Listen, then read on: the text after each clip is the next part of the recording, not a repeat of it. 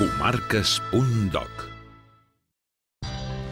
La comarca del Tarragonès, que s'allarga arran de costa, té una superfície de 317,4 quilòmetres i limita amb les comarques del Baix Penedès, l'Alt Camp i el Baix Camp.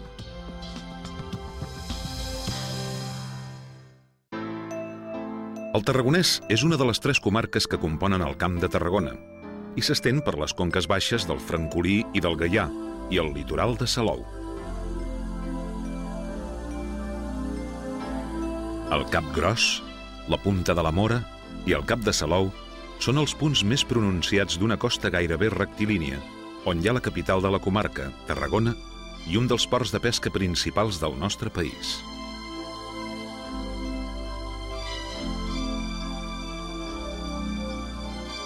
Les platges de sorra fina són una de les característiques més importants del paisatge del Tarragonès, un dels principals destins turístics de Catalunya.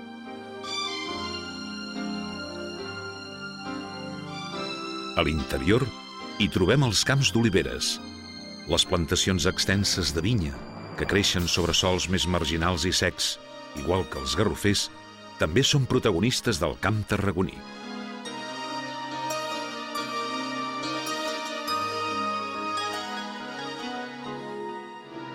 El Tarragonès ha desenvolupat una activitat industrial intensa al voltant de la petroquímica i del sector químic, que no ha trencat l'equilibri de la comarca.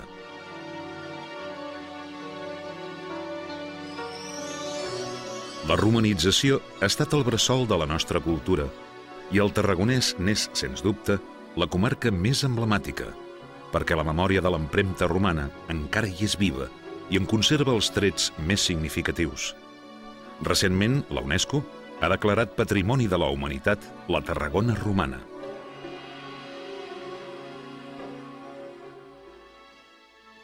Un dels accessos a la comarca més interessants és el recorregut litoral per l'antiga Via Augusta, on el primer que sorprèn és el gran arc triomfal romà a Roda de Berà, símbol d'identitat de la comarca construït, probablement, a principis del segle II.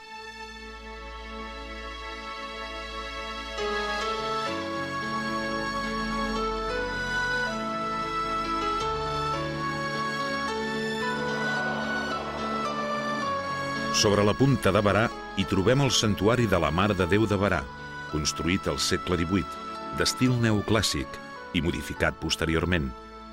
Aquest santuari disposa d'un bon mirador sobre el mar.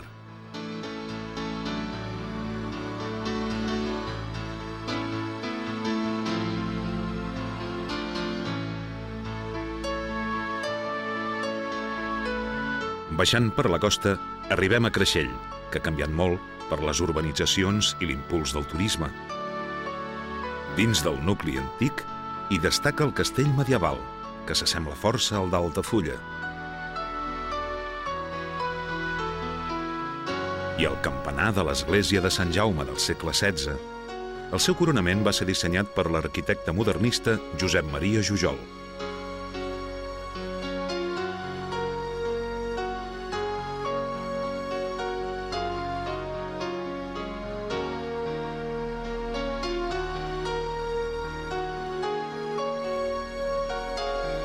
A continuació de Creixell trobem el poble de Torredembarra, a la riba esquerra del riu Gaià. El primer que ens sorprèn de la població és el castell, que és, sens dubte, un dels millors edificis renaixentistes del Tarragonès.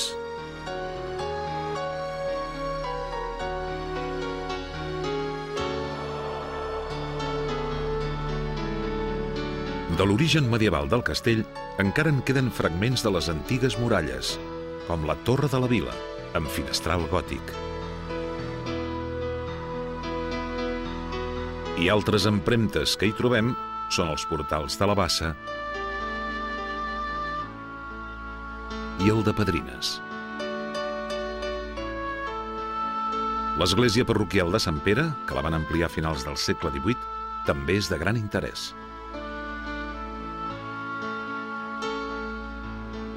Arran de la platja, quan el perill dels atacs pirates ja havia desaparegut, les antigues botigues de pescadors es van convertir ja al segle XVIII en vivendes i van formar l'antic barri marítim de la Marina de Torredembarra, on avui hi ha hotels i apartaments.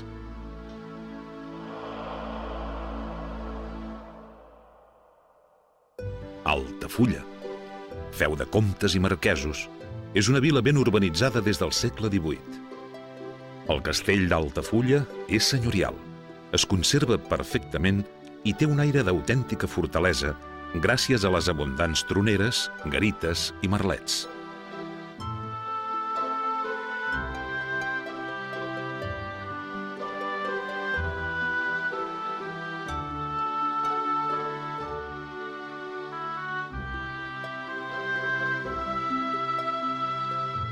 A la vila closa, o antic nucli medieval, amb una cúpula octogonal, hi trobem l'església de Sant Martí, d'estil neoclàssic i del segle XVIII.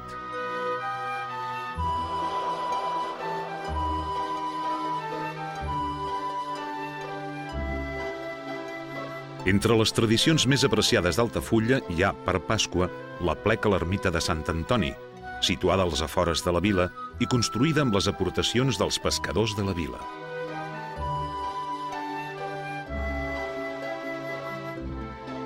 La vila romana dels Munts, molt a prop d'Altafulla, és un dels jaciments arqueològics més importants de Catalunya, que mostra restes de murs, de seccions termals i de dipòsits d'aigua, mosaics i altres vestigis.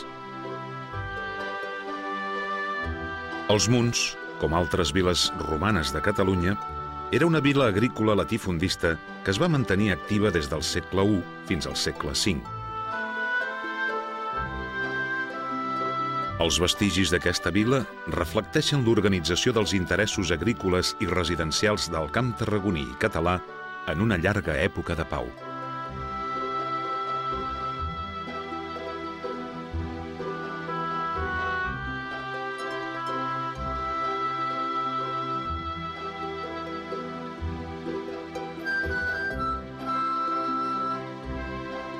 Abans d'arribar a Tarragona, entrem a través d'un bosc de pins a l'antiga pedrera romana del Mèdol, d'on els picapedrers romans extreien la pedra i feien els carreus per als grans edificis de la ciutat.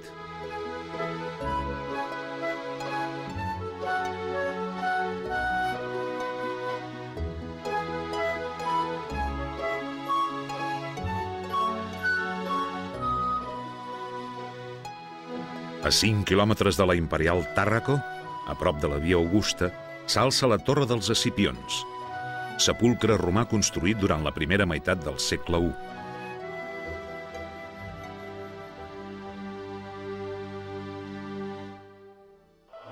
La ciutat de Tarragona la va fundar Publi Corneli Escipió l'any 218 abans de Crist i conserva la major part dels monuments històrico-arqueològics.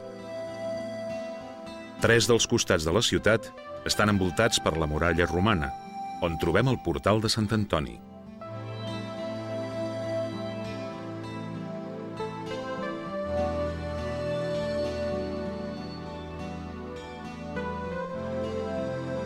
I de les 3 torres en destaquem la Torre de l'Arquebisbe.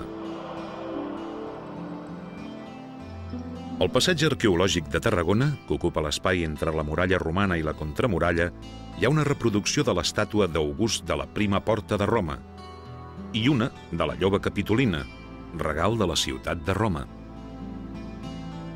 La catedral de Tarragona és la protagonista del primer recinte. Es va construir entre l'últim quart del segle XII i finals del segle XIV i és de transició entre el romànic i el gòtic. De la façana en destaquem un gran rosetó amb calats del taller de Jaume Cascalls i la portada decorada amb escultures del mestre Bartomeu.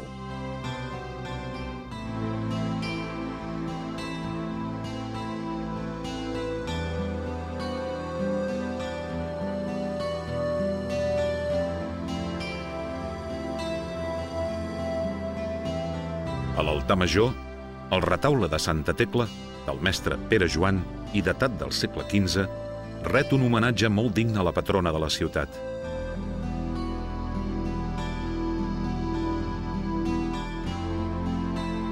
El claustre, que és de planta quadrada i que té una estructura romànica fins als arcs del pòrtic i gòtica, a partir d'aquest, hi ha uns capitells decorats amb figures geomètriques, monstres i animals fantàstics.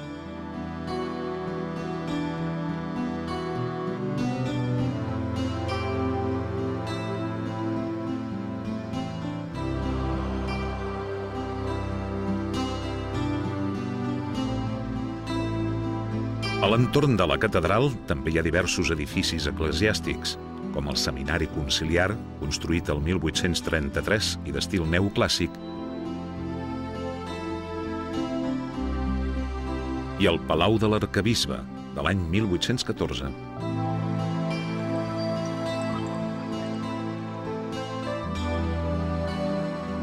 Al segon recinte, l'estructura al carrer Major, a l'entorn del qual s'aplegaven els menestrals. És on trobem l'antiga casa de la ciutat, un edifici molt interessant amb pati interior. Al carrer dels Cavallers encara s'hi poden veure cases senyorials antigues, com la Casa Museu Castellarnau, seu del Museu d'Història de Tarragona. Aquest palau senyorial el van reformar al segle XVIII sobre l'edifici anterior d'època medieval.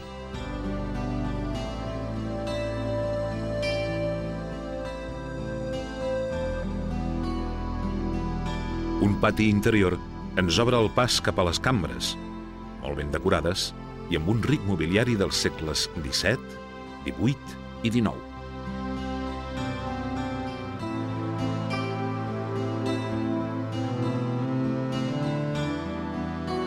A la plaça del Rei, on es reunien pescadors i naviliers, hi ha el Pretori, construït al segle I abans de Crist. A l'edat mitjana va ser habilitat com a residència dels comtes reis i actualment forma part del Museu Arqueològic. En aquest museu s'hi conserven unes peces de l'època romana meravelloses, com per exemple el sarcòfag d'Hipòlit, del segle III abans de Crist, que el van trobar a dins del mar i que s'atribueix a un taller d'origen grec. Altres obres que hi trobem són el Cap de Medusa, un mosaic romà molt important,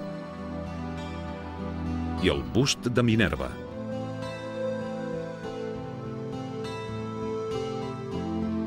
Entre els racons més bonics d'aquesta zona de la ciutat hi ha la plaça del Pallol.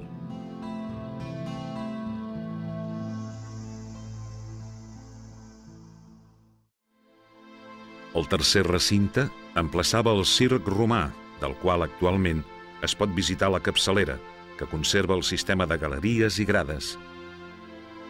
Una part de l'antic circ l'ocupa la plaça de la Font, on hi ha l'Ajuntament de la ciutat, situat a l'antic convent de Sant Domènec.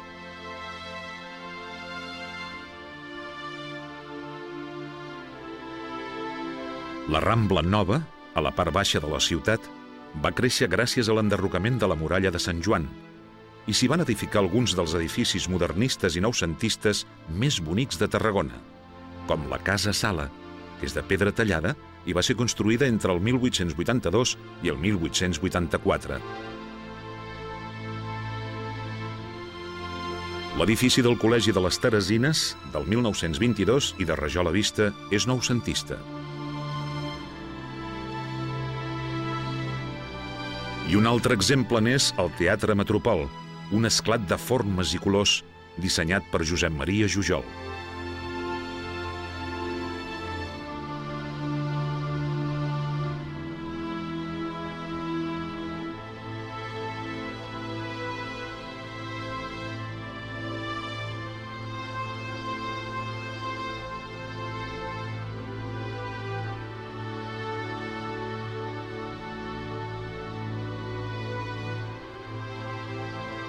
Al final de la Rambla, el balcó del Mediterrani acull impassible la bullícia dels ciutadans i dels turistes, mentre la intensitat de la llum esclata sobre el mar Mediterrani.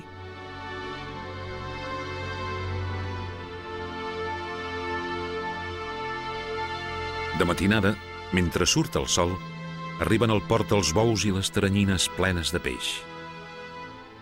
La vida de molta gent d'aquesta vila oberta al Mediterrani està lligada a la pesca, com també ho havia estat la dels seus pares, avis i rebesavis.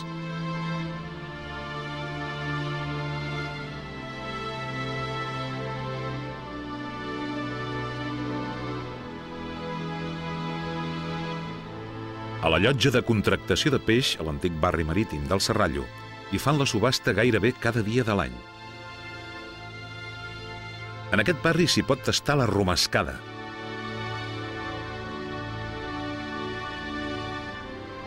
o l'arròs rossejat, típics de la comarca, acompanyats dels bons vins tarragonins.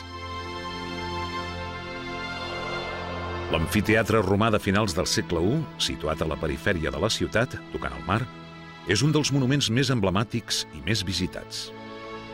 Era l'escenari de lluites de gladiadors i de feres salvatges, i també va ser, durant les persecucions de Valerià, al segle III, el lloc de martiri del bisbe Fructuós i d'altres cristians. Per aquest motiu, probablement, segles més tard, s'hi va construir una basílica paleocristiana.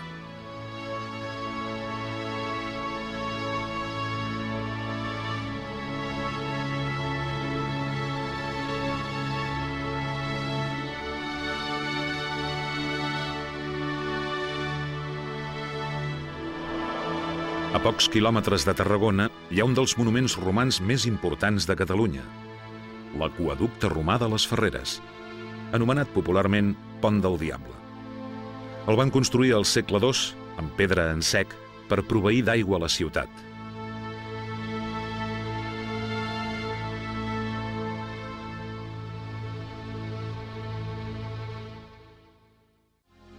Deixant Tarragona i anant cap a l'interior, arribem al poble de Constantí.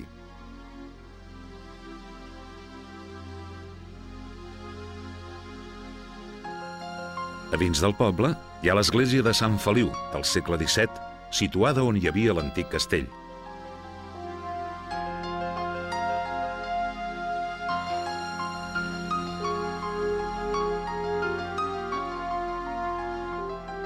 El poble també conserva un altre dels monuments importants de la romanització, el mausoleu de Sencelles, datat cap a l'any 350, i suposadament dedicat a Constant I, fill de l'emperador Constantí I el Gran.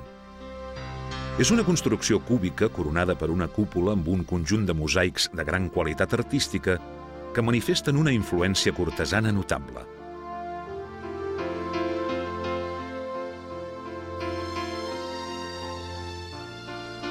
Als Pallaresos, situat a l'esquerra del Francolí, Jujol va deixar una empremta ben visible en molts edificis de la vila, com la Casa Andreu.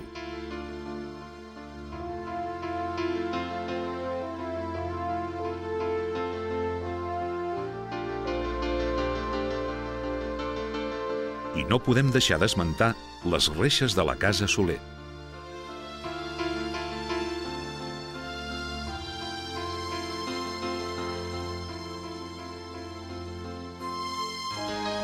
Però la més valuosa és, sens dubte, la Casa Bofarull, que amb una gran riquesa espacial recull tot l'enginy del genial arquitecte amb una fantasiosa façana, amb una galeria posterior amb pintures al·legòriques de les estacions, una escala interior i la torratxa que la cobreix. El mas és un reflex de l'art de Jujol, que era un expert en el reciclatge de materials.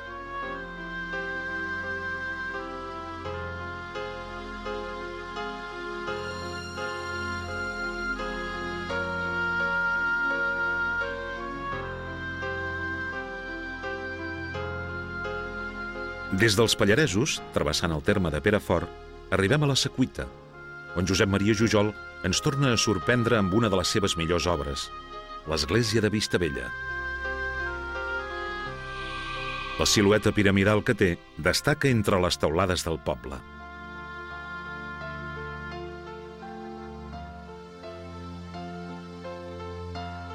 El Gaià és un dels rius principals de la comarca. Neix a les serres de la Brufaganya i de Caral, a la Noia, i desemboca al peu del castell de Tamarit. Al nord del Tarragonès, el pantà del Gaià acumula les aigües que després permetran regar els conreus en època de sequera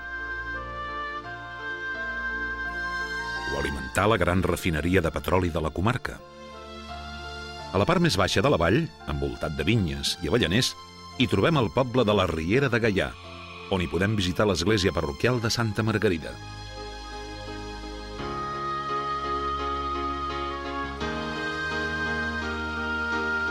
El poble encara conserva un regust senyorial que es fa palès en la casa Borràs, que té un escut nobiliari a la façana. Abans d'arribar a Ardenya, amagada entre pinedes, hi ha una torre medieval que vigila silenciosa igual que en altres temps, l'entrada del poble.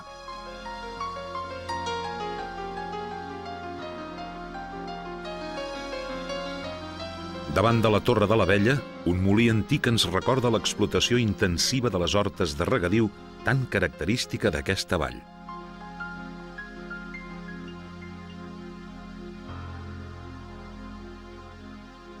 A la vall del Gaià hi trobem restes d'antics castells medievals, com les del castell dels barons de les Quatre Torres a la Nou de Gaià, que van participar en el procés de conquesta cristiana de les terres ocupades pels sarraïns.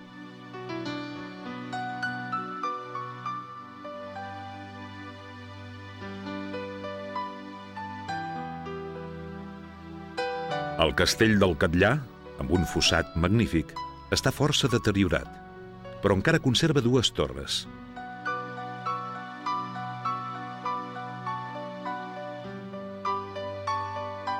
Aquest, juntament amb les restes del castell de Vespella de Gaià, a prop dels contraforts de la Serra de Montferri, evoquen algunes gestes mil·lenàries.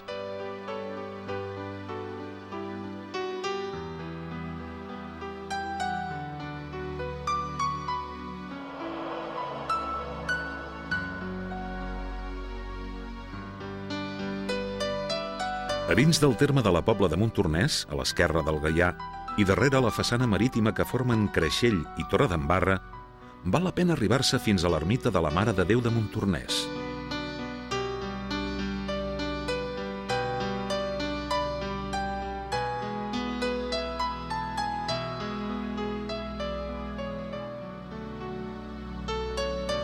La van construir al costat del castell, en un paratge silenciós envoltat d'ametllers i d'oliveres. A la llunyania hi podem admirar unes vistes esplèndides del Camp de Tarragona.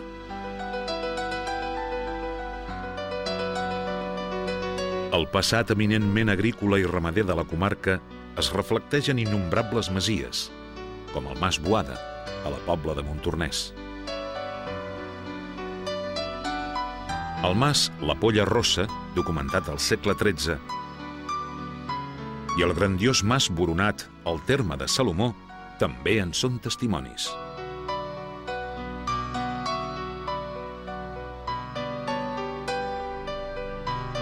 Un dels protagonistes indiscutibles de la façana marítima del Tarragonès és el Cap de Salou.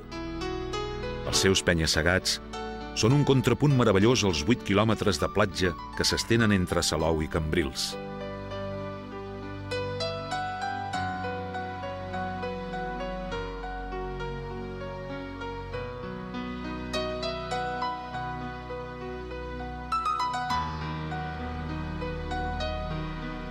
La vila de Salou, moderna i oberta al futur, és un dels nuclis més ben preparats per acollir els milers de turistes que cada any visiten les platges catalanes.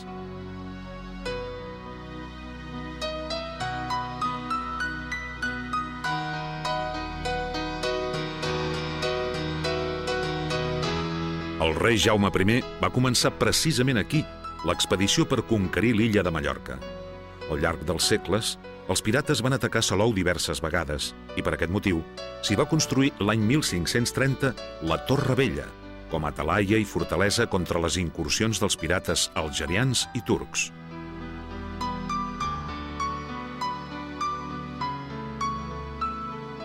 Al passeig de Jaume I, on hi ha moltes cases modernistes, s'hi pot trobar probablement l'ambient més turístic de la comarca.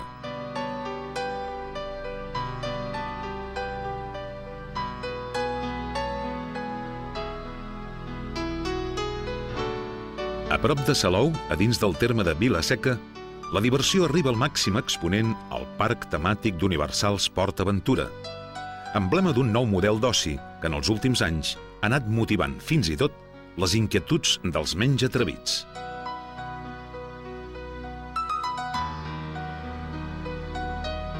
Josep Maria López Picó va escriure: «Cel violet a l'horitzó marí, conreus de bon treball a la mirada, d'un ordre net, de joia estalviada, i l'home i son casal, igual destí, rossos, vermells, de morenor daurada».